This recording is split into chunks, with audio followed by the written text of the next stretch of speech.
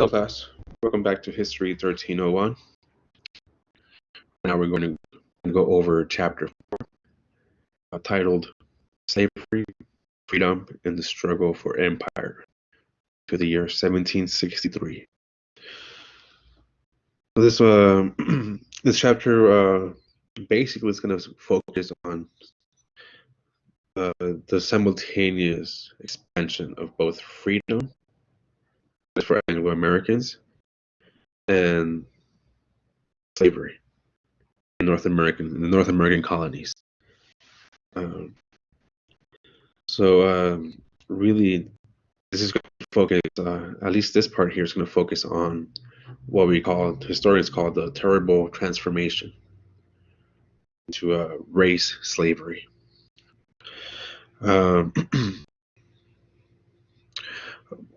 This chapter will also cover the imperial rivalries between Spain, France, and Britain, and how they played out here in mainland colonies, or the British colonies, the U.S. colonies. And we'll also talk about a little bit of what happened over there in Europe during the same time period with these imperial rivalries in the 18th century. And then also we'll talk about, I guess, the rise of these ideologies, these ideas that kind of ran concurrently, the Enlightenment and the Great Awakening, were really like the, how can you call it, like the intellectual, the ideological precursors to what would become the American Revolution. So these chapters all are kind of aiming towards that. Chapter 5 itself, next chapter, will be the American Revolution. All right, so I guess let's begin talking about our descent into race slavery. So keep in mind that slavery has always been around. It's nothing new. Right? It's nothing that the Europeans invented. Right? Remember that I mentioned in the last couple of lectures, I forgot which one, but that the word slave, right, comes from the word Slavic. So slavery is not new.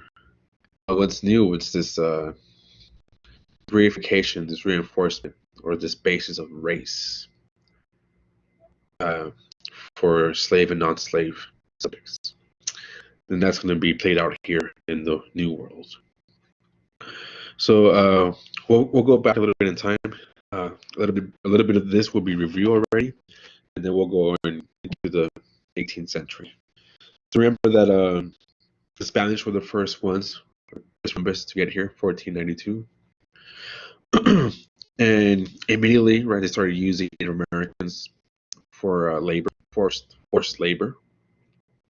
But a lot of these Native American peoples were decimated, the Great Dying, as we call it, and all these people died. They died off.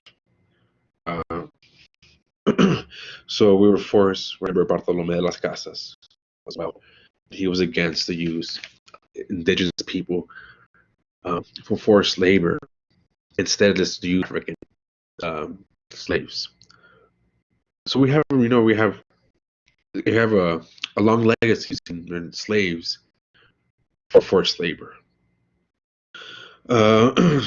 So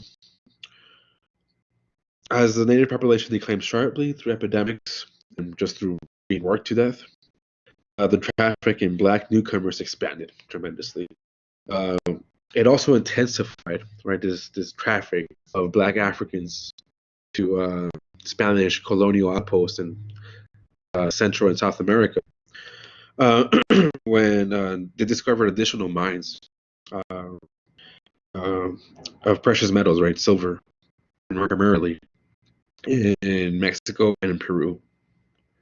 So in order to meet this growing demand of labor, in order to get the silver out of this mines out of the earth into Spain, and eventually into China, basically, and in India.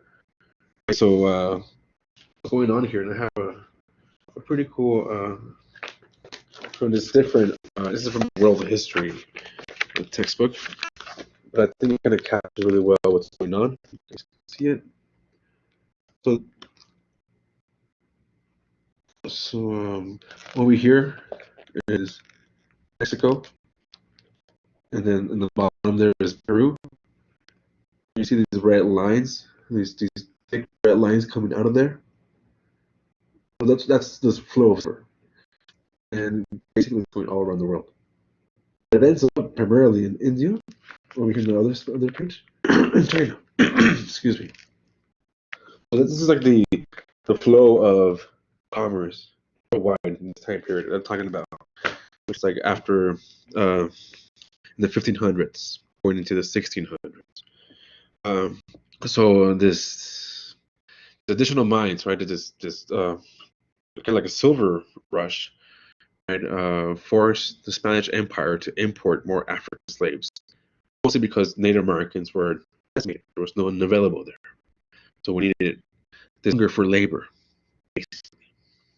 So we have that going on, and so between 1590, so let me give you some dates here, and 1640. So 1590 and 1640 is a 50-year period. More than 220,000 people arrived, basically in chains from Africa, at Spanish colonial ports in Central and South America. So in this 50-year span, from 1590 to 1640, 220,000, 220,000, 220. That's a big number. I can't even pronounce it. Right? 220,000 people. Right, and this is forced labor. Right, this is slaves. So this is really like the beginnings of slavery here in the New World. So you have the Spanish doing that, right, for mines. And then you have the Portuguese at the same time, right? Meanwhile, at the same time, Portuguese uh, working on their own sugar plantations. Right? And this is about the other lectures. The Portuguese importing 75,000 slaves from West Africa, from the coast, mostly from the Congo region area.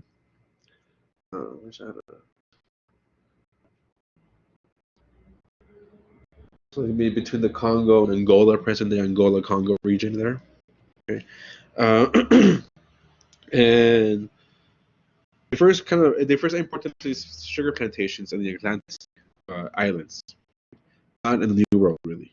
So we have the island of Sao Tome, and we have Madeira and Azores. So we have these islands off the Atlantic, and then they import these plantations, this complex, the sugar complexes, plantation complex, to the New World, to the West Indies, which is all the islands around the Caribbean and all going down that rim there. But the Portuguese, they spread their sugar plantations in Brazil, right? So when you think of Portuguese, the New World, think about Brazil, right? That's why if you go to Brazil today, they'll file in Portuguese, right? Those they speak Portuguese. Right? So by 1625, Brazil imported the majority of slaves crossing the Atlantic each year. At the same time, though, it exported, so it imported the most slaves, but at the same time, it exported the most sugar for Europe. And Europe loved their sugar.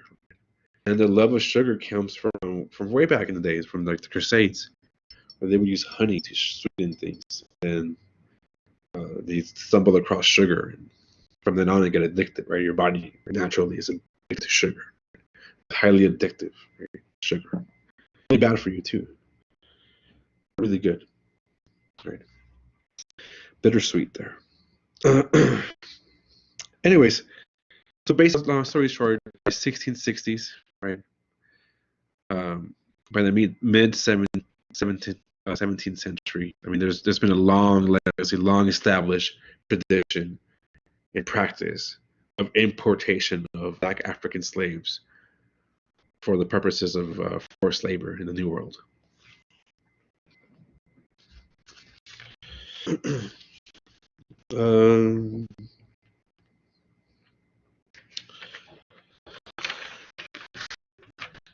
Yeah. Also, I should mention that working sugar plantations was absolute brutal work. Right, the whole process of cutting, pressing, boiling sugar, uh, make molasses, and for the molasses, you can further process them to make fine sugar, white sugar, refine it. Um, that was absolute brutal work, right? Nonstop. So one of the reasons why Brazil imported most slaves of all the other European colonial powers out here in the West in the New was because of the death. Right? They would die so much. Right? The slaves would die so much, even though they were used to malaria and these other not malaria, but they were used to these other diseases that decimated the Native Americans. Africans, nonetheless, died in really high numbers, especially in the sugar plantations of Brazil and the West Indies, uh, because of just brutal working conditions. um, all right.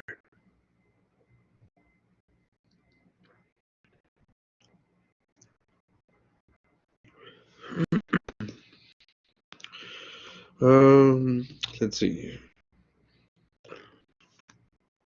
So, what about here in the mainland, right? So I was talking more really about South Central America, right? The other empires. What about the English, right?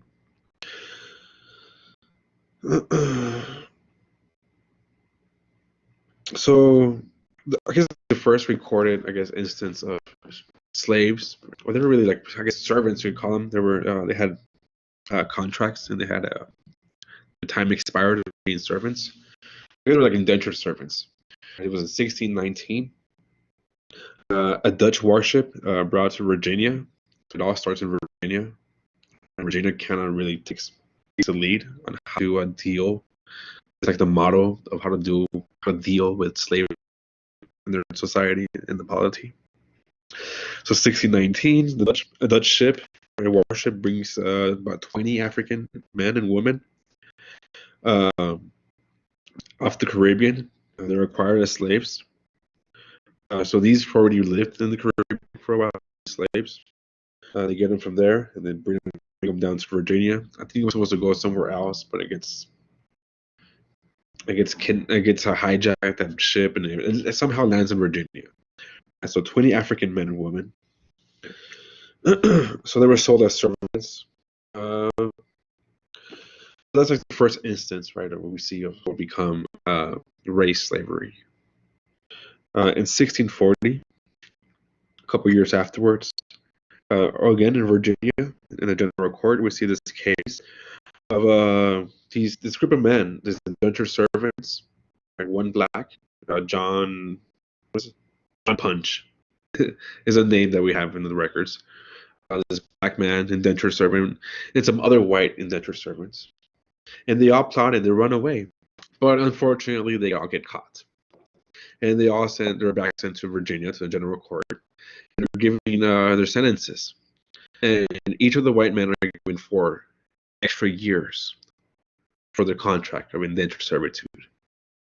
And for John Punch, the black man, the black indentured servant, his servitude is extended indefinitely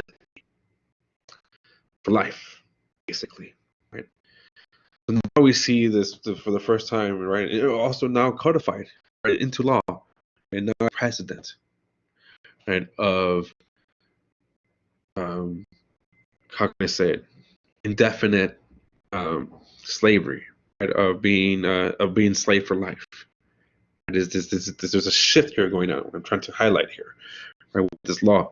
Well, I mean, not with this law, with the case here, John Punch, in 1640 in Virginia's general court. There's a shift here now that um, white indentured servants are not supposed to be slaves for lives. But blacks, that's okay.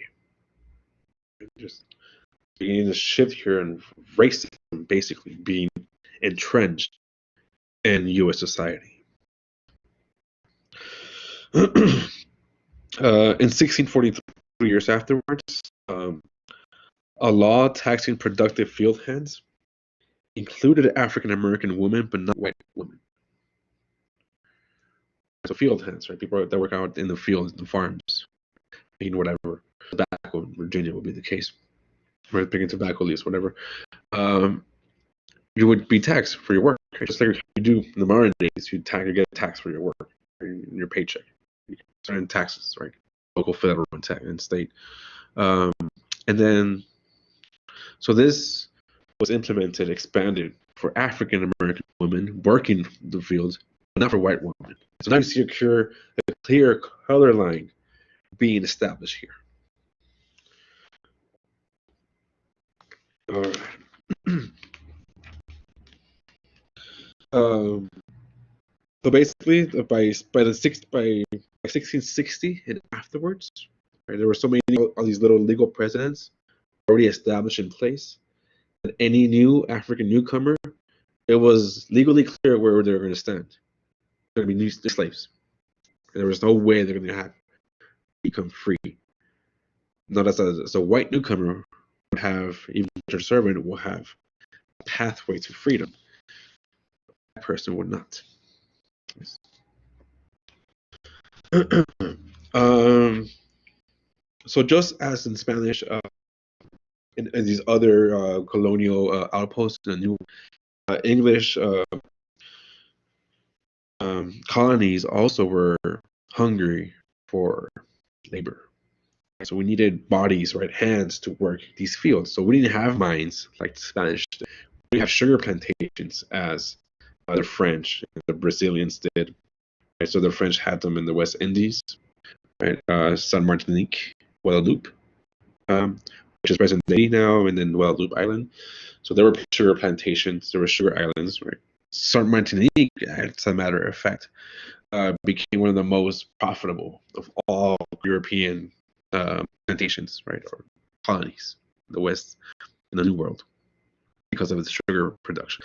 Right, the English had Barbados as well established. Brazil, right, was for the Portuguese. It all right. They all were depending on not Native Americans because they weren't there, so African Americans. The British colonies didn't have sugar or silver, right, mines, but they had other cash crops, tobacco in Virginia, but you have rice in South Carolina, Georgia as well, eventually, and then you have I'm gonna say, and then in the middle and upper in the North colonies, you just work them for servants, house servants, or for artisans, or for shipbuilding. So you need them to work, basically. You need people to work. And why not focus? Why not use indentured servants as they always use? Right? What would be a good question to ask now? Why the shift or the dependence? Put it this way. I think it's a better way to put it. Actually, why this shift in dependence away from indentured servants, which was mostly white and also black, but indentured servitude, from slavery. So a couple of things. So one of the main things is that colonies in North America were becoming more stable, profitable, becoming more, I guess, for a couple of generations, right? So from the 1620s, right, early 1618s, all the way up to 1700s, right, we're surviving more, right? Life expectancy is getting better. So even though slaves are more expensive than indentured servitude, the contract, it's starting to make more economic sense to invest on a slave that will be forever now, right, indefinite, than a servant that will give you 5-7 years servitude, and then you gotta and pay right afterwards and stuff. So, but that, I mean, that kept going though. That never stopped. It kept going, but it decreased. And what increased in its hand was slavery. So that's one of the reasons. Now you invest more up front, but it will last you forever. Another big reason, right? So the better climate in North America, right, and this economic, practical reason to invest more up front, but in return you have a better, right, with the slave. It's yours forever. And then in England, right, in Europe, uh, well, in England particularly, we're talking about the English colonies. In England, in 1665, right, you have a Great Plague, and it devastates the English population. So now you have less people to migrate, basically. And then in 1666, the following year, you have the Great London Fire, which really basically destroys right the entire freaking city, right? Destroys like the Globe Theater, right? Shakespeare. Anyway, um, and now you have a demand for labor to reconstruct the city. Now you need to reconstruct the city. Now you need laborers to work for that. So now you need to go across the ocean for jobs and to look for opportunities. Now they're there at home in London. Right? So those factors also contribute to the not the there's no availability now, right? There's lesser indentured services. But there is this other option, slaves.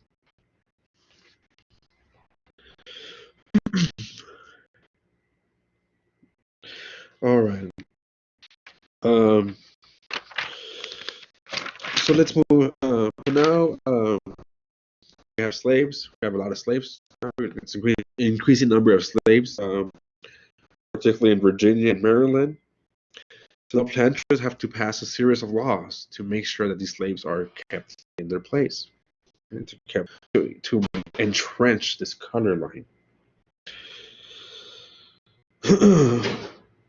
So before 1662, right, there was an English common law that the um, right of children is to inherit the father's status. So the right of children is based on the status of their father. In 1662, just an example of this color line, um, Virginia generously switches this, reverses this, and says that any children fathered by an English man upon a Negro woman should be a slave or free. And for this, the status of in the case of this in the case of this right, of this dilemma, right, an Englishman is free. It has the English liberties. Fathers a child offspring from Negro woman, as the law says. What should you do? This law in 1662 states that the children shall be bond or free, and this is the most important part here, only according to the condition of the mother. So instead of being like how it was before in tradition, legal tradition, the English legal tradition, that would change in this law to make it clear that the status, anytime an Englishman impregnates a black woman, a black slave, the status of that child inherits the legal status of the mother, who's a slave. So from now on, the infant of any female slave would be also enslaved from birth, indefinitely. So what this marks is that slavery is becoming a hereditary condition. If your mom is a slave, now you're born a slave. That's it. This has major consequences. It behooves slave owners or slave traders to get slave women, right? Because now you could little slaves.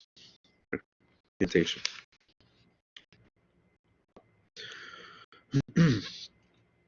uh, Another important thing I should mention really quickly too is that indentured servants had like this communication feedback loop, right? A feedback loop where there was like news, right?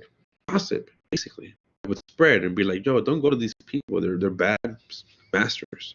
Go to certain areas. And so that also made uh, limited availability of indentured servants, right? This gossip, this network of gossip. Indentured servants had, right? It's this Englishmen, this foreign English people had women. be like, no, we'll go here, go there. African slaves never had anything like that.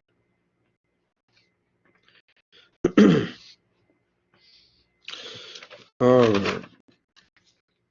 Okay. So in 1662, we have that law that now children shall be bond or free only according to the condition of the mother. In 1664, before 1664, slave was able to become free. It was easier to become free, manumitted, if he or she was Christian. Right? So Christianity, right, was a mark of whether you were free or not. After 1664, Maryland passes this law saying that it doesn't matter if you're Christian or not. A slave is a slave.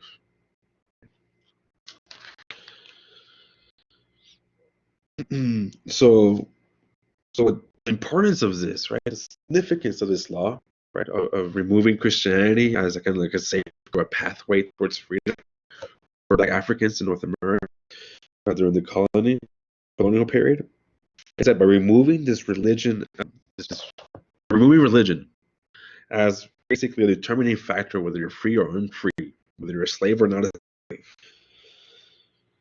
Islam, right, shifted the definition, right, of who could be enslaved from someone who was not non-Christian or Christian to someone who was based on something that was more based on color and phenotype, someone who didn't look European. Right? So before this, right, some people who were enslaved or enslavable or non-enslavable, the line was whether you were a heathen or Christian. Right. Think about Bartolomé Las Casas again. He kind of uses this principle here, right, where Native Americans are able to become converted. We have these mission Indians, so-called mission Indians, that are converted to Christianity. So they're able to be saved. Right? So once you convert to Christianity, you're not enslavable. That was a principle here. After this law, right, in 1664, that does not apply anymore. Religion is not the basis of whether you're a slave or not a slave. It's basically your appearance. Do you look European or not? Right? Are you white or not? So again, entrenchment, the reification of the color line.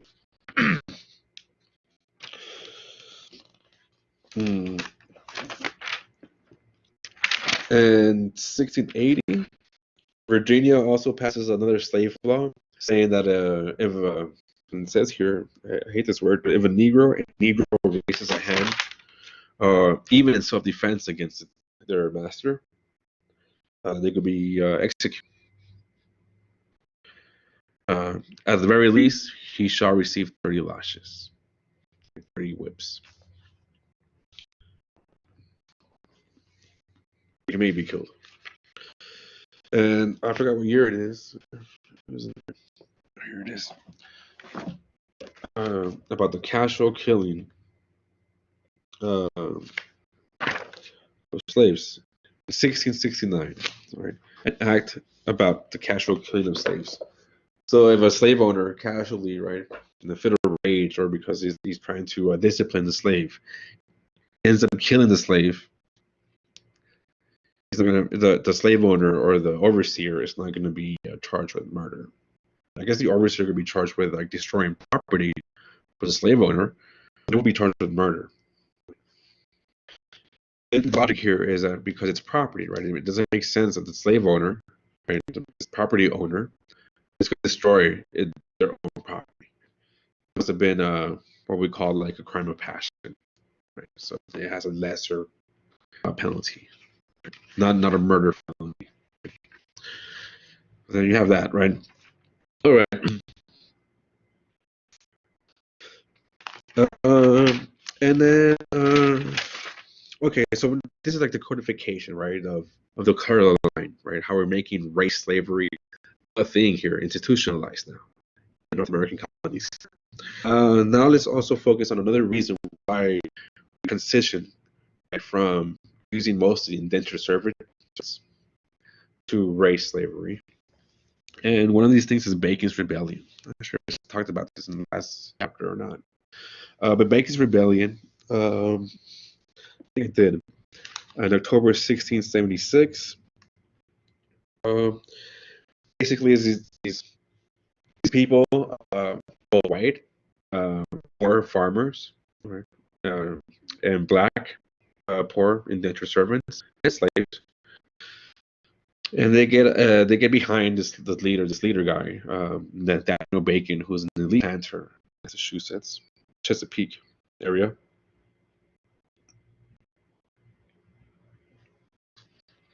Uh, and that's the Chesapeake, right? Yeah, the Chesapeake. Anyways, it's like a multiracial thing here. Right? It's based on his hatred for Native Americans, basically. Right? These people, these poor black farmers and slaves, and poor white farmers under Bacon, want to get Native American land, and this governor doesn't let them. Uh, I believe is the governor. Anyways, long story short, here's what happens here is that Virginia, right, all these colonial elite realize that this poses a big threat if this multiracial, class-based coalition or farmers emerges again. It would totally disrupt the hierarchy, right, the power positions of these elite plantation slave owners.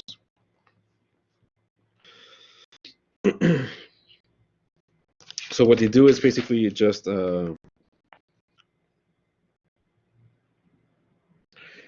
do like a divide and conquer.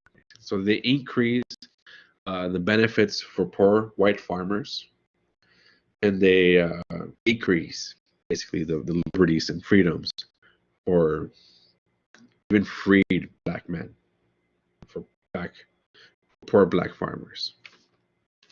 Again, right, entrenching the color line. So making not so now instead of the poor white farmer teaming up with the poor black farmer and the slave for for whatever reason, I divide that coalition. It's basically no, what you're saying here. The elite people, it's like, no, white poor farmer, you're part of us. They're black. It's different, right? Again, entrenching that color line.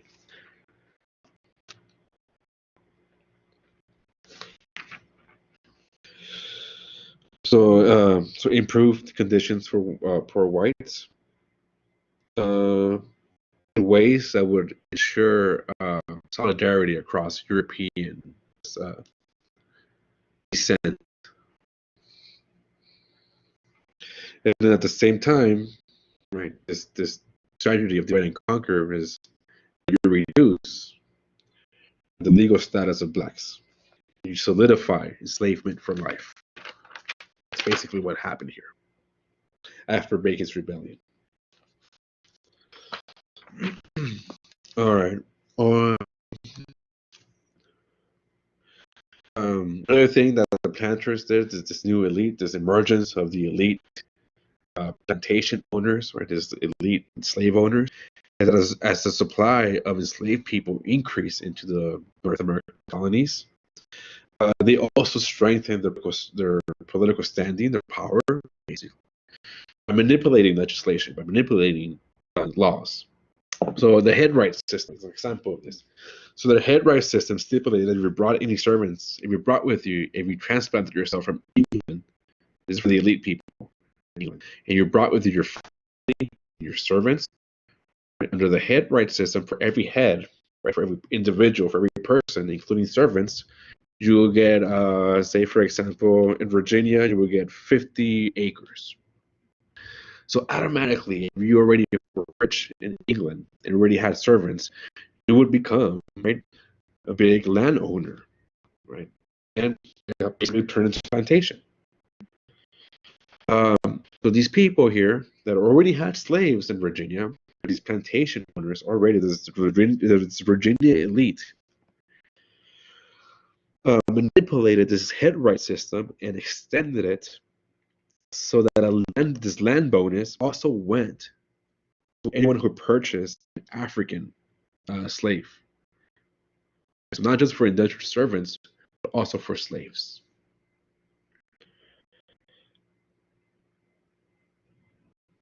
So, for example, if you were like a Virginian investor, George Washington, for example, and you just want to buy 20 slaves, automatically you get a fuck ton of fucking land too as well.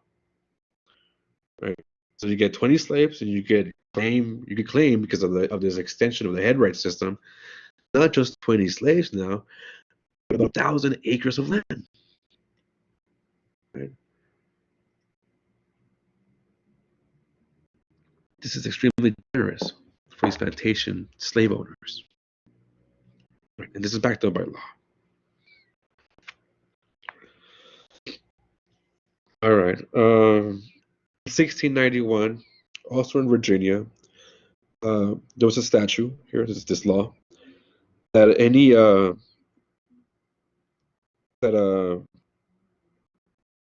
tried it made it basically illegal. The abominable mixture and spurious issue between Negroes, mulattoes, Indians intermarrying with English or other white people. So such couples were banned, right? So this intermarriage between races was banned in 1691, Virginia.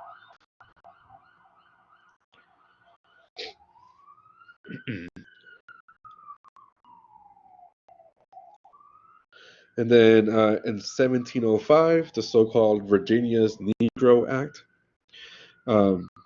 further codified this color line between white and blacks, increasing white freedom and decreasing blacks' legal status to chattel slavery.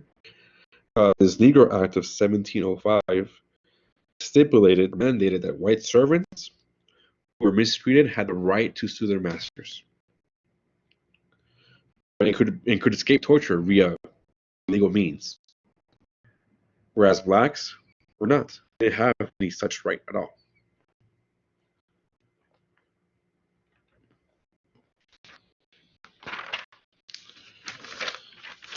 Right, so this goes along with that casual killing of your slave, right?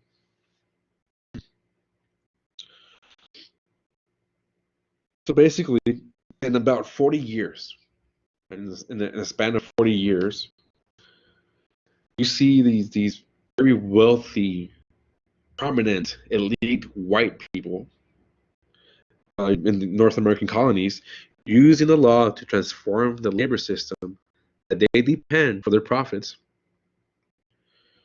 and thus entrapping these African newcomers and arrivals into this perpetual status of slavery. All right. Okay, let's move on. And this is really, let's get this straight. This is really in Virginia, right? The Chesapeake Tidewater region. And Virginia is really important, though, right? Why Virginia? We might ask ourselves, why the fuck are we focusing on Virginia first? Virginia is where it first comes, right? Where we first have this being a race slavery. And then also into the future later on, what is it? Out of the first 12 or first 10, I think that's the first 12 or so presidents of the U.S., 7 out of them are from Virginia. And George Washington is from Virginia. Jefferson is from Virginia. James Madison is from Virginia. Patrick Henry is from Virginia. Right? Big shots, right, from our founding fathers, basically. These big shots that we consider, right? Thomas Jefferson. At the time that he was writing the Declaration of Independence, all men are considered equal. I know I'm getting myself into chapter 5 here now, but next time. He owned about 120 something, 175, I think it was 175 slaves. 100 plus slaves. Thomas Jefferson, the guy who penned All Men Are Created Equal, owned 100 plus slaves. Monticello, whatever it was called, this plantation in Virginia. Right, so there's some paradox here, right, happening here. There's this freedom and slavery. increasing together, right? Expanding together. It's America, right? This is the U.S. It still is this way, right? We still are plagued by these issues of expanding freedom for some and curtailing freedom for others. Right. Anyways, the Atlantic slave trade remains the largest and long-lasting deportations in history. So, and within 4 centuries, more than 10 million, so about the estimates, and these are kind of some rough estimates here, about 10 to 12.5 million people were torn away from their homelands, forcefully torn away from their homelands, and transported against their will to the Caribbean or to Central, South, and North America. 10 to 12.5 million. This is a conservative estimate. This is what we know for sure. Right? I hope. I mean, what's the? I have it here. I think I do have it here. Going down to. I mean, several million perish on the way.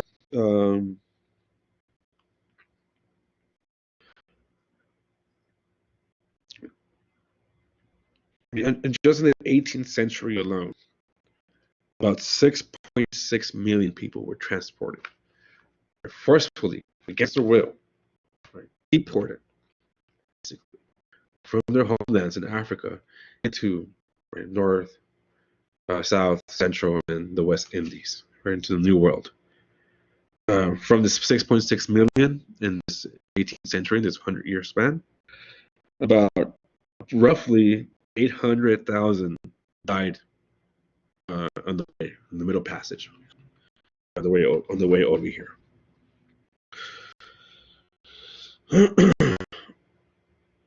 By 1700, more Africans than Europeans had already crossed the Atlantic to the Western Hemisphere. Yeah. All right. So how did the English colony get in the English Empire get in the business? Because the English Empire, by 1700s, by this time period, one of the most, I guess, active and prolific slave traders, right? Carriers. It all began in 1660. Charles II grants a monopoly for the African trade to this small group of adventurers, investors. It's called the Royal African Company. It really becomes active in 1672. The Royal African Company. And it worked like this, right? The Royal African Company dispatched, right, from England, a steady flow of these merchant ships from going around the world. Because I have a globe here to help you out here. So we have Africa, right? And then the Americas, right? So the Atlantic, right? This is what this is the triangle trade here we're talking about now. So this is the way it would go, right? The first leg of this triangle trade route here, this is the Atlantic triangle trade route here. The first leg, it took captains to English outposts in West Africa. So you will go to West Africa to English forts, English ports there in West Africa. And then these merchant ships would exchange goods. They would exchange things like textiles, right, and guns, especially guns, right, and iron, right, in exchange for gold, for ivory, and for enslaved people, Africans. After this, right, first leg here, the first part, so we have, so say you're a captain for the British ship, you come from London, go down to the West African coast. You have textiles, guns, some metal, some iron. You exchange that and you get gold, and you get slaves. And the next part is the Middle Passage, the transatlantic passage across the Atlantic Ocean from West Africa to the Caribbean or to North America. So it take 1 to 3 months. And then the captains here, the British captains, will sell off the slaves somewhere in the Caribbean and pick up sugar, for example, or tobacco, and they bring it back to England, and then do it all over again, right? It's their job, your merchant ship from England. This is the Royal African Company, right? We work for them.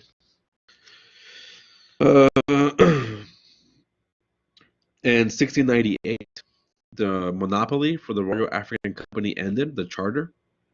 So now any Englishman that had the investment for it, or a group of investors could, buy the merchant, buy the ship, and try to get into this Atlantic Strait. And they did, by the numbers. So by the 1730s, ships under the British flag controlled the largest share of the Atlantic slave trade.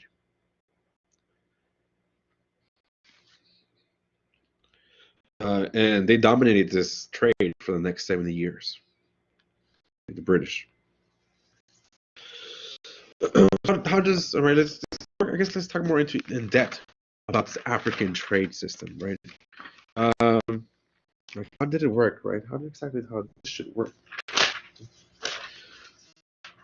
So let me use some other books here that I have.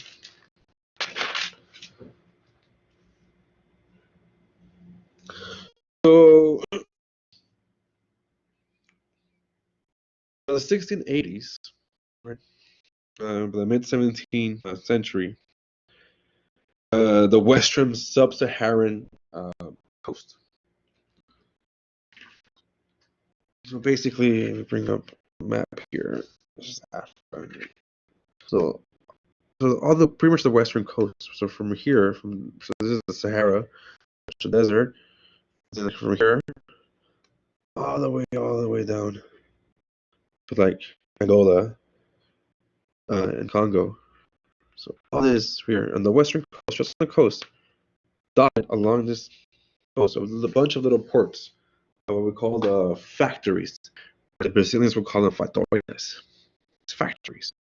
The reason why they call them factories because the overseer, the manager of these sort of like holding pens, these big castles, basically, they're like castles, that would hold up these Africans awaiting the Middle Passage.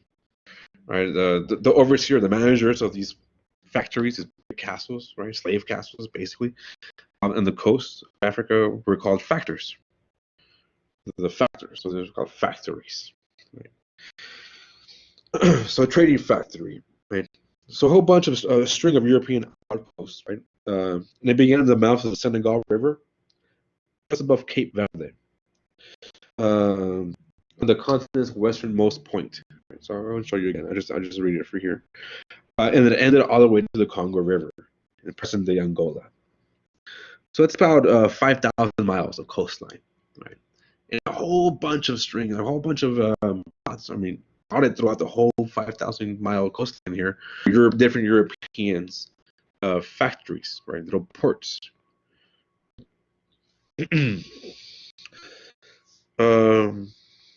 So, well, the big picture here is that local merchants, like local African merchants, who would trade, were the ones responsible for trading this gold and ivory to these captains, these European captains.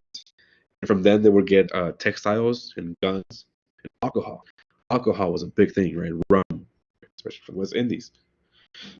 Alcohol was a big thing. Just Americans was a big thing for them too. It's a big thing for me too. Anyways, they would form alliances with the European trading posts. And then they would provide human labor, right? These Africans and slaves, right? They were mostly war captives. And as the demand for this human labor, right, for African slaves increased, and they became more, right, devastated Africa, basically. Instead of just war captives, there were raiding parties. Uh, you were a farmer out there in Africa, in Central Africa. You were a farmer outside your house. You were liable to get kidnapped, end up over here in the fucking North American colonies as a slave. A lot of these instances happen. These people were just walking back to their homes, and these slave raiders just kidnap you and take you off, and before you know it, you're in a fucking ship bound to North America. uh, Imagine that, right? That would suck. Anyways, so there was already like a lively African trade. There was also a big African trade network. Before the Europeans came and set up these outposts. I think it shows you. I'll show you here in this world history textbook. This is a big chunk of Africans coming from the coast, from Cape Verde all the way to the Congo River. This is the coast, going off to America. But there was also before that, there was this right here, going on Central Africa, and up across Sahara into Spain, over to Europe, or even more so to Arabia, and then off to like India. Right? So there was already a big, right? The volume though, the intensity doesn't compare. Right? Check out just like the arrows, right? The thicker the arrows, the more people, basically. And that indicates slaves being transported out of Africa. So there was already, right, a slave trade. But there was a whole lot of demand, though, more for the European coast, right? The west coast of Africa. So, yeah, so let me go with this book here for a while.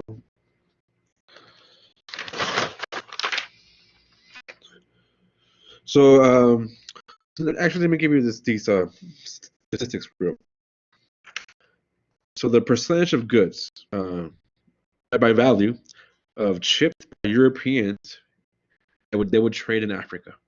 So 50% of all goods the Europeans brought. So 50% of all of the Europeans of the goods that the Europeans brought to trade in Africa, 50% were let's see, textiles. About 20% were spirits, brandy and wine and gin and rum. Right, brandy obviously from France, wine from France and from Portugal as well. Gin, that's where gin comes from. England, Holland, right? You're a drinker, you should know this.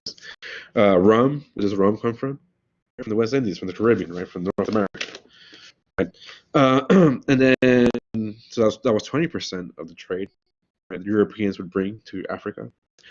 15% was copper rods, bracelets, brass pans, bars to pick iron, knives, nails, hardware, stuff like that, right? 10% was flintlock muskets and gunpowder. And then about 5% was glass beads and so-called cowrie shells for money, currency. So there were different goods, right? So textiles, right, and rum, right, and guns, right. Some of the main things that the Europeans brought to Africa, Africans gave to the Europeans: gold, ivory, and slaves. All right. So these African traders, right? So you were these local merchants and these local African traders try to play Europeans off each other, try to get the better deal. So the ones really in control of kind of like the negotiations, the ones that have the better leverage on the negotiating table here, are these local African kingdoms. For a while at least, and then they kind of lose control. They kind of implode within the slave system here. All right, so let me give you a. All right, So you might be wondering, like, why did the Europeans didn't go beyond the west coast of Africa and just, just like in North America, invade go into, these capitals of Oye Empire, or the Ashanti Empire, or the Benin Empire, or the Congo Empire? Why didn't they control those? Why did they let these African kingdoms, right, do the main part? And pretty much the Europeans just came in the coast, bought these slaves that were like shackled up in these so-called barracoons, these forts, and they would take off. They never attempted to conquer inland, right? The whole thing. Not until right, the 1800s. Why was this? It's because Europeans were terrified of this thing called malaria. And malaria was rampant in this area here, especially inland Africa. And it wasn't, I forgot what's it called. There's a medicine for that. You guys are nurses. I'm sure you guys know this. I'm not a nurse. I don't know this. I knew this. It should come on top of my mind here. We have a specific medicine, right, that makes you immune to it. It's like a shot you take, make you immune to malaria. That wasn't discovered yet or invented yet. Because Europeans were terrified of going into Africa, into inland Central Africa, right? They were like, yeah, fuck that. We'll just go to the West Coast here and just pick up slaves and take them by the ship. Right, so malaria was a thing that kind of blockaded, right, the invasion of Europeans into Africa until we discovered a cure for malaria. All right, so Europeans, right, we relied on these local merchants, local kingdoms to supply us, right, supply us Europeans with slaves. I need to mention this, that many captives died even before leaving Africa. Right, so I mentioned how many people died on the Middle Passage, but before that, though, also it was life expectancy wasn't great for these poor captives that would become slaves. Disease, hunger, and in these holding cells called barracoons. And then the ship would come, right? A British ship, for example, would come to pick up cargo. It would not just pick up cargo at one spot and then take off. It would wait for a while to and they would negotiate. People would negotiate and try to make the best deals.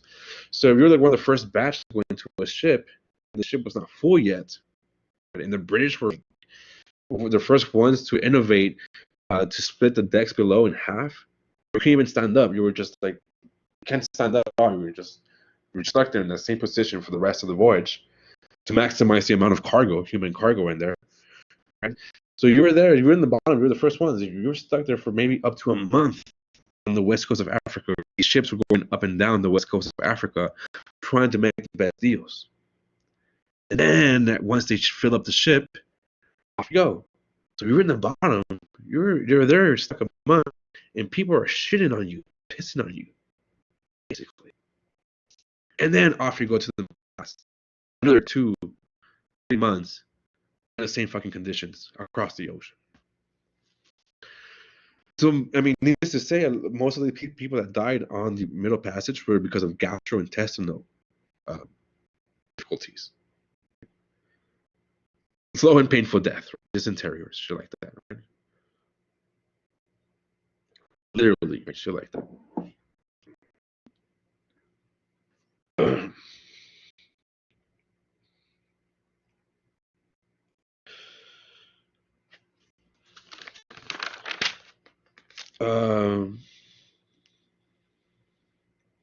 Slow and agonizing death, these passages.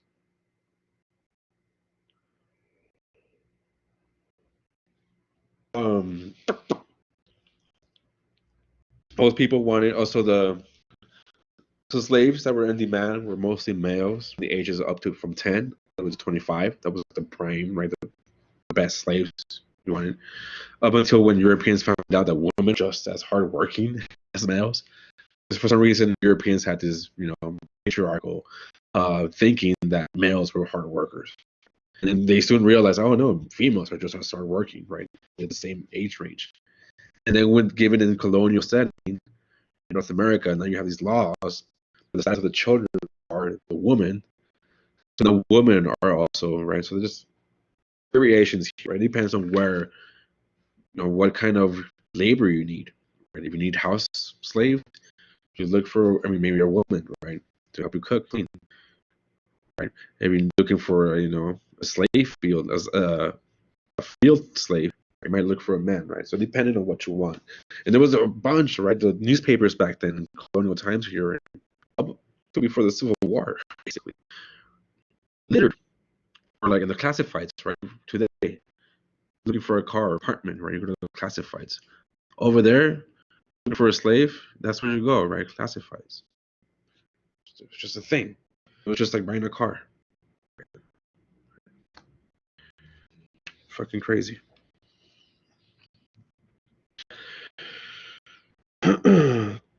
One thing though, that so there was disruptions in Africa because of the slave trade. It's the increase in demand.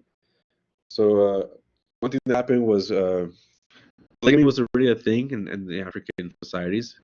It's just that the slave trade, because of the demand for these young males, um, reinforced polygamy and made it expand in Africa. So when Europeans actually come later on, and we got that vaccine for malaria, and we saw a lot of these tribes and societies in Africa that were polygamous. We're like, oh, they're heathens. And this is we need to save them and conquer them. Let's see.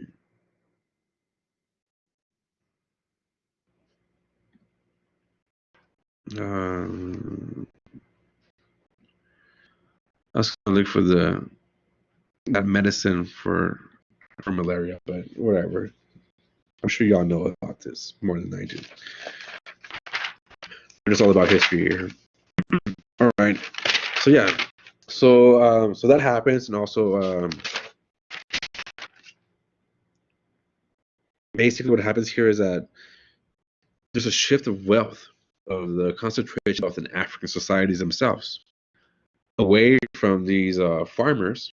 Right. So before the slave system became entrenched in the African economy as well, farmers with large herds, right, with large cattle, were like the wealthy ones, right, were the ones who were in position of power in society. Once African slave trade became a thing now, it became intensified under European demand for labor. Um, these slave merchants, these slave traders were the ones, these warriors, basically, warriors that were captive, right, to hold more captives, were the ones that had the wealth and the power in society. So that was a big shift that happened in African societies that would eventually lead up to a bunch of civil wars among among African empires and societies, leading up to, right, a much easier conquer Africa, right, in the so-called scramble for Africa in 1800. All right. All right. So this is all I want to talk about. I guess effects of slavery, the slave trade in Africa. And I talked about the Middle Passage already.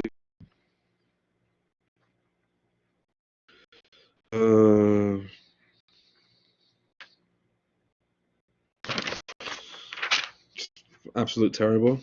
So okay, so now that's that, right? So that's the Middle Passage. So now you land, right? Now you're a slave, right?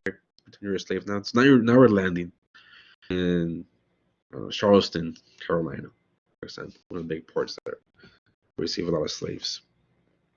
Now you're in the process that you call seasoning. It's bastards, right? These fucking Europeans, fucking slaves owners. And now you're a slave, and you're in this process, right? This final process, right? First you're the selling process, right?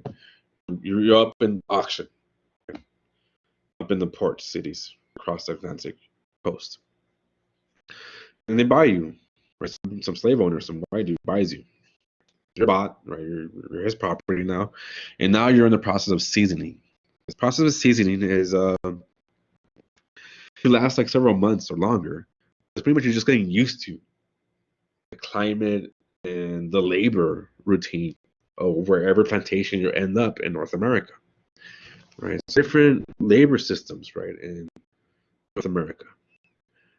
So I guess I'll go over that really quickly right now. Right, so newcomers, right? These newcomers were known as so-called saltwater slaves, right? They're coming from the ocean, saltwater, as opposed to the so-called country-born slaves. And so what would happen here? You're brand new saltwater slaves, fresh off the ship. They put you with the country-born slaves to show you the ropes, basically, to train you into your life of slavery. so there was different, I guess, slave systems. Let's talk about it in South Carolina, right? So you have the rice plantation, I guess, system. And in South Carolina, by 1750, right, had the highest proportion of slaves. By 1750, more than 60% of the colony's population were slaves. South Carolina. Rice was the main cash crop here. There was this in South Carolina. Before you end up to Charleston, there was this island called Sullivan Island. So Sullivan's Island, that was the entrance to the port, to the harbor of Charleston. It's a deep harbor, deep water port in Charleston, South Carolina, and it was a so-called pest house where you were quarantined incoming slaves, and you would reduce the spread of ship-borne diseases. So any disease that they would pick up along the middle passage, you would leave them there in that pest house, Sullivan's Island, for 2 weeks, a month, and then you'll bring them into the port, Charleston, into auction. This is it's not. I'm sure y'all heard of Ellis Island in New York City. This is where immigrants would come. European immigrants would come to New York and then go into the U.S. So this is like the Ellis Island for slaves here in Charleston, South Carolina. Sullivan's Island.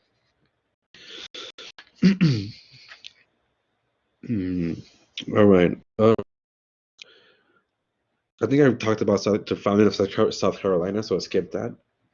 I'll just name this, just mention this, that many of the stakeholders, right, of the investors in the Royal African Company were some of the investors as well in founding South Carolina.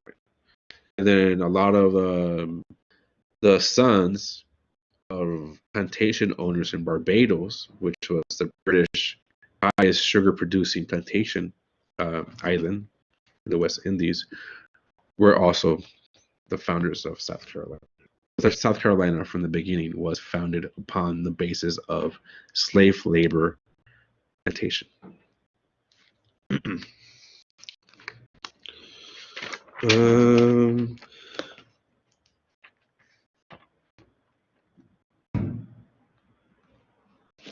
So rice. So in South Carolina, we had the system of slavery, slave labor, as called the task system. So you had like a set of tasks slaves had to do for the day. And as soon as they were done with that, they had free time. Maybe tend for their own gardens, right? Grow their own veggies or grow their own whatever, pigs or whatever, or mingle with their neighbors and stuff. So in South Carolina, and this is because the climate there was so swampy, so nasty that a lot of these, you had what you called absentee landowners, right? This absentee plantation owners. The landowner was probably living in London somewhere, or Charleston, the city, but never in the plantation, right? You had overseers that he would hire, right? And they would, execute the plantation for him. Right? So there was a certain degree of freedom here, relatively speaking, right? You're a slave, but here under the tax system, especially here in South Carolina, you really don't have like the sun up to sun down, as in Virginia would be, like this other labor system. So you have a task system here going on. And this gave a little bit of freedom for a slave to create their own kind of culture. So slaves in the Carolinas and South Carolina, they were able to create their own African American culture, basically, right?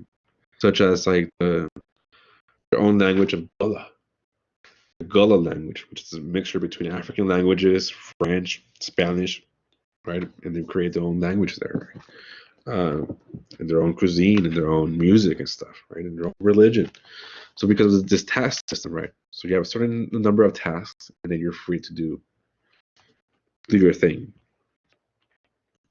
So besides rice, also indigo. It's another crop that right these plantation owners discovered was really highly profitable.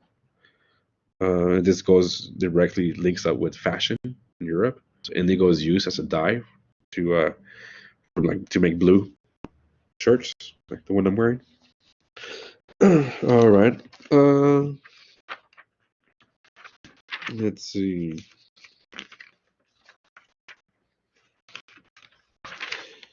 And then you go up to Virginia. In Virginia, you have basically what we call the sun up to sundown. Um, there, you do have like you don't have absentee landowners. Like there, you do have like the plantation owner more present there, and you pretty much work all the way from sun up to sundown. The same would be appropriate to say for the sugar plantations in the West Indies. And then you have right slavery in the North, which you already mentioned was more industrial, more toward like manufacturing, or more towards like servant or household um, labor. All right, so you have the Rice Kingdom and slavery. You have the tax system. Let me see.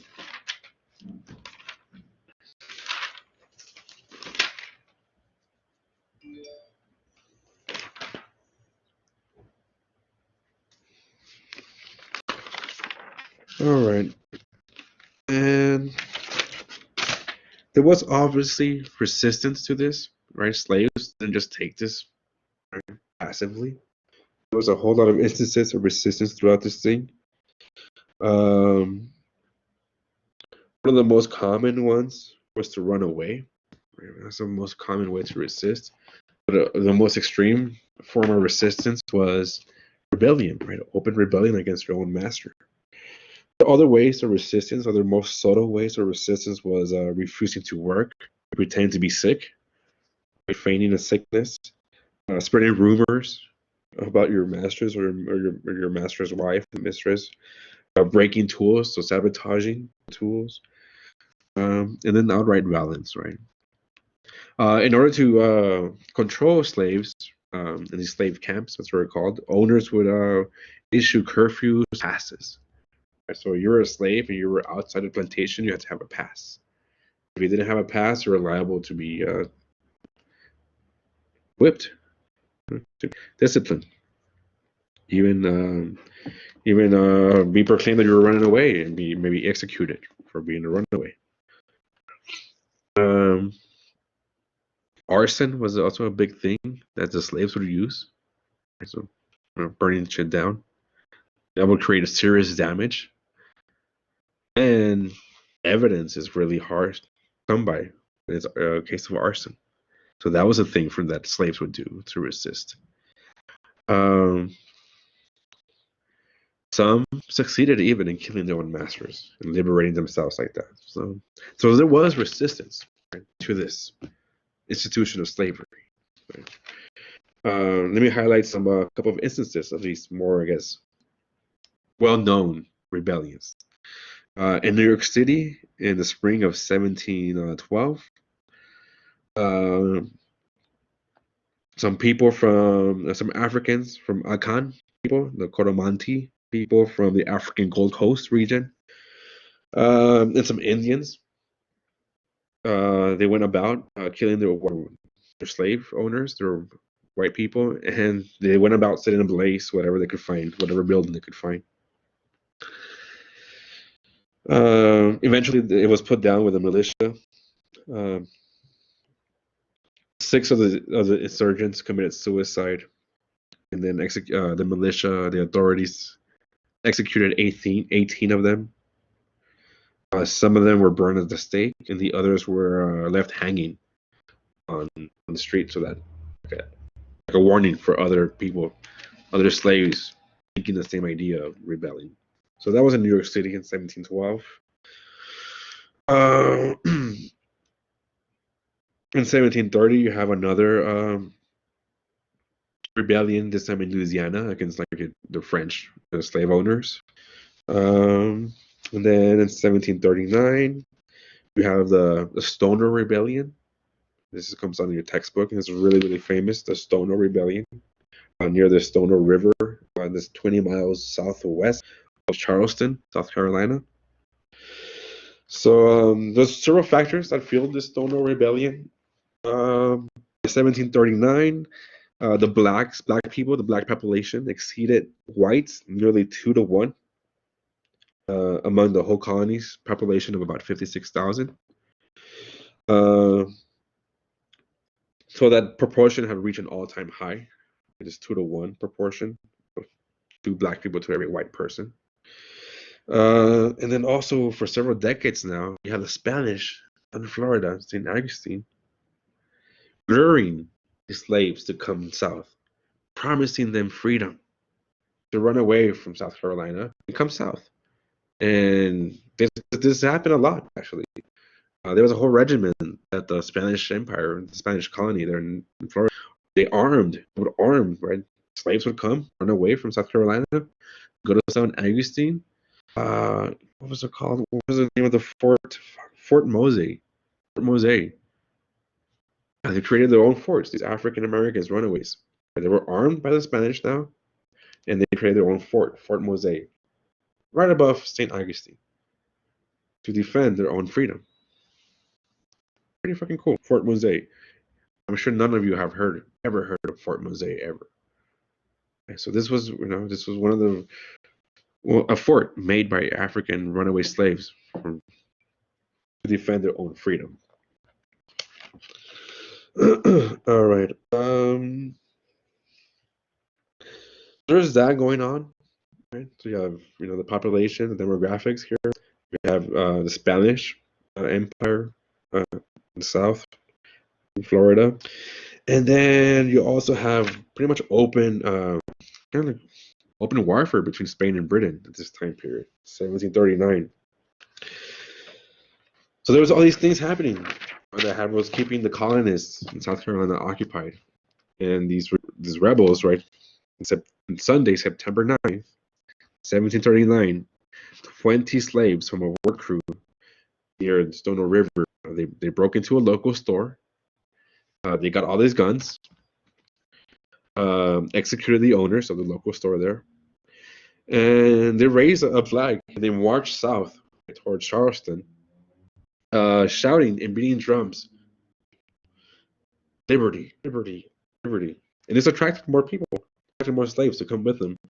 And so they were marching towards Charleston, which was the capital of South Carolina. I think it still is, right? And by the time, they recruited like 50 more people, right? So you have like about 70 fucking slaves here, right? Marching, demanding liberty, right? Anyways, some colonists, they armed themselves and they blocked this rebellion from entering Charleston. And they escaped. They blocked up any escape routes towards St. Augustine as well, so they were kind of blocked off here, these rebels. Long story short, and within 2 days, the militia and some Indians that the militia hired allied themselves, and they put down this Stoner Rebellion.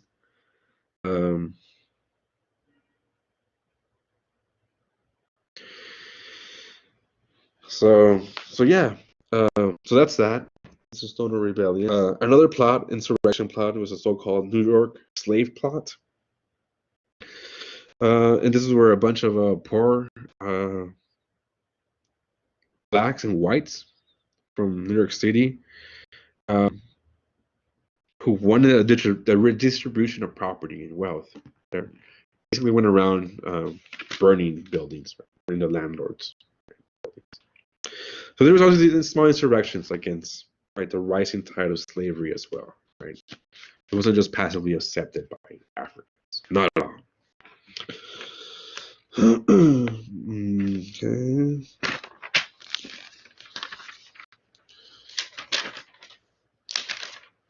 So that's the Stoner Rebellion.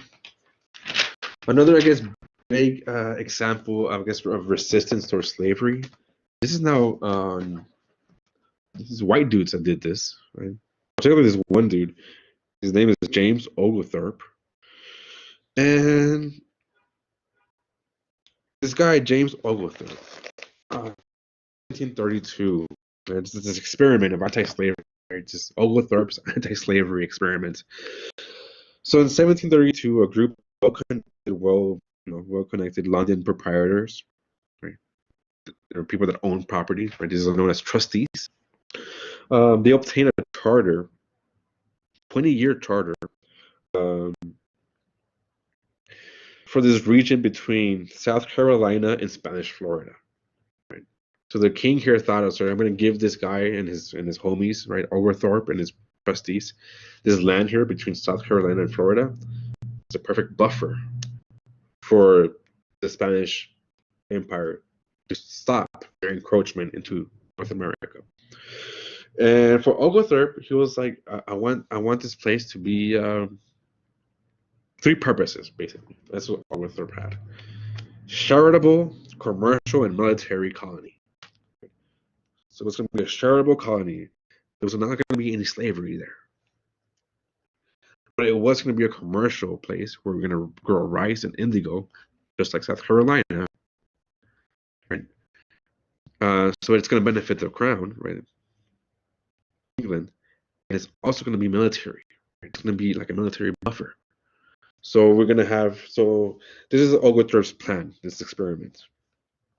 And it was named after the king that gave him the charter, King George III. Georgia.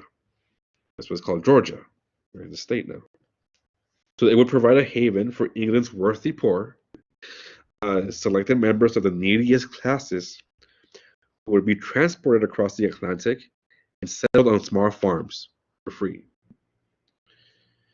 And the idea here for Oglethorpe was that these grateful newcomers would then produce warm weather commodities, olives, grapes, and silk primarily, to support the empire to export and sell. And the prosperity that this would bring in, right, would create a growing market for English goods. So mercantilism, right? It would be helpful for mercantilism here for the British Empire. Finally, this presence of these settlers here that Oglethorpe was going to bring, right, this grateful, needy, worthy poor from England, was going to act like a buffer, like a military buffer zone between British colonies and the Spanish Empire. So it's going to protect, and not just from the Spanish Empire, but from also these Native Americans in this land, the Yamasees and the Creeks. So Oglethorpe became the governor of this colony, and in 1733, right, he landed here, in Georgia, with 114 settlers. And they began readily to build the capital at Savannah, Georgia. By 1741, it grew. It had about 140 houses. Pretty fucking successful, right? But however, there was 1,000 of these needy poor that were living at the expense of these trustees. And they were sponsoring these people to be there, basically. That became hard to sustain.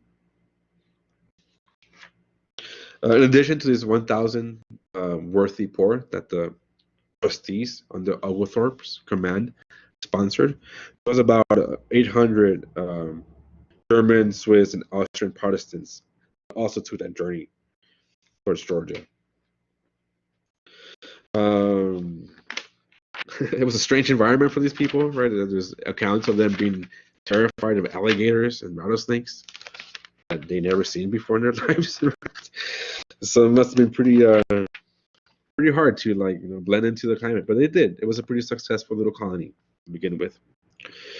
In 1735, Oglethorpe finally convinced the trustees to make it into law that slavery is prohibited. It's outlawed, slavery. However, he excluded free blacks from settling into Georgia, right? Because he believed that, he did believe that, if we mix the races together, right, free whites and free blacks, it's going to create tensions, right?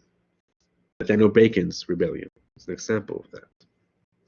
So he said, you know what, I don't want slavery. That's bad. He was, very moral in his standing or whatever. But I'm not going to have free blacks here because that's going to create tensions, and that's going to create it's going to give the bad ideas to slaves to rebel. So we won't have slaveries, but we won't have free blacks either. That was Oglethorpe's plan. Anyways, in 1742, Oglethorpe's actually were able to successfully repulse a Spanish invasion, right? So it worked in a military buffer zone, great for Oglethorpe. But there was this growing group of opponents to Oglethorpe's plan of the Georgian colony, and they were a group of people called the malcontents. And they went to Savannah. They were in Savannah, right? These are pretty rich politicians and stuff, and they continued to rally against this prohibition against slavery. And they wanted slavery. These people here, these malcontents.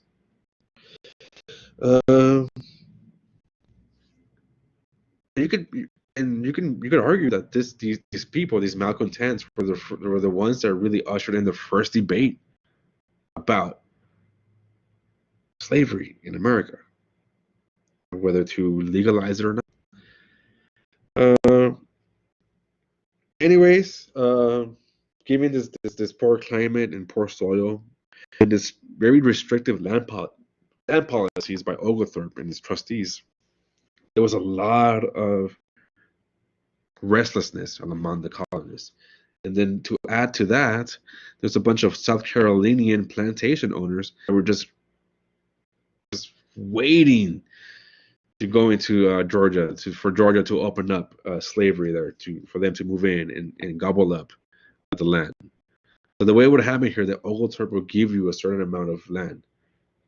You couldn't buy land. He wasn't selling land. He was giving land, and only a certain amount of land was available. So that was, so land was not available while Oglethorpe was in power. So anyways, in 1750,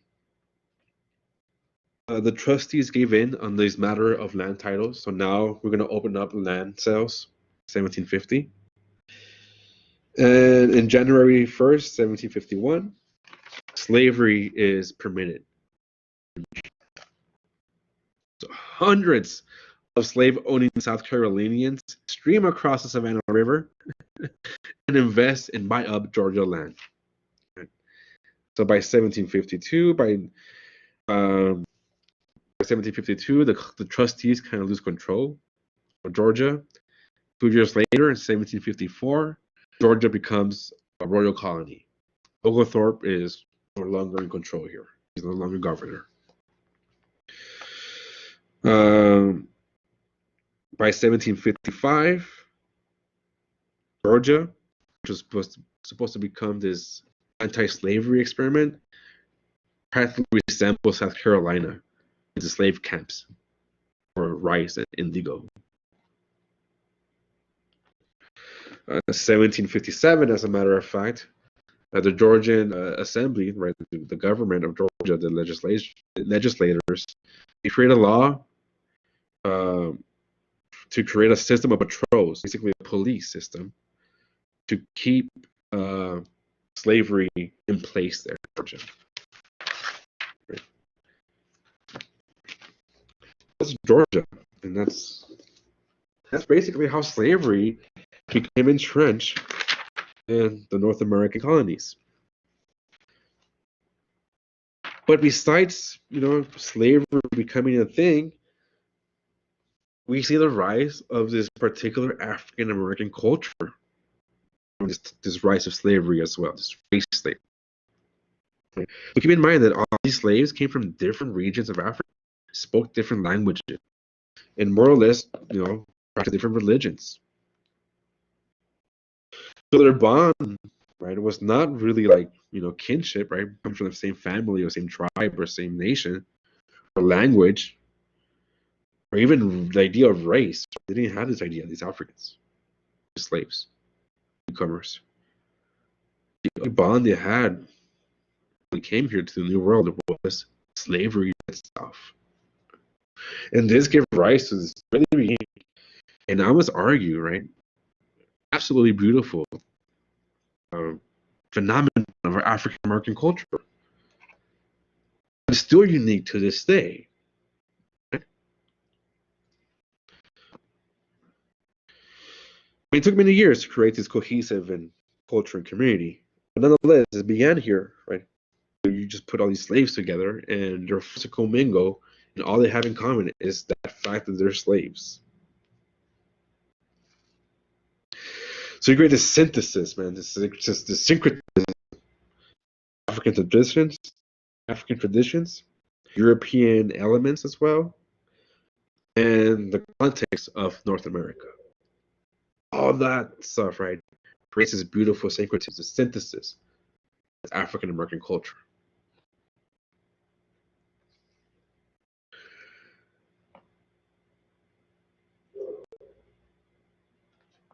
And because you had, Ducal time, you had like this constant stream, right, of re-Africanization, as some historians call it, of this new world.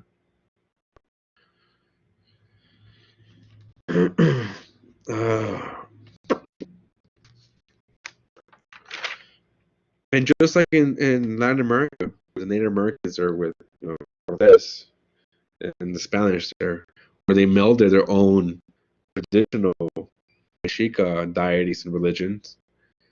Africans here in North America also their own African deities and gods with this new Protestant religion that was imposed on them, forced upon them, basically.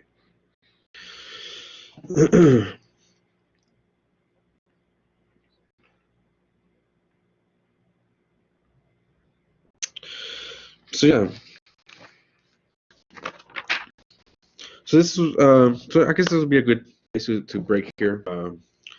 This is the first part. Basically, I just want to focus on the rise of slavery here in the North American colonies. The second part will be about these imperial rivalries, basically, and about how between basically who's going to control this area that we now call the U.S. Right. So stick around for part 2 now, of chapter 4.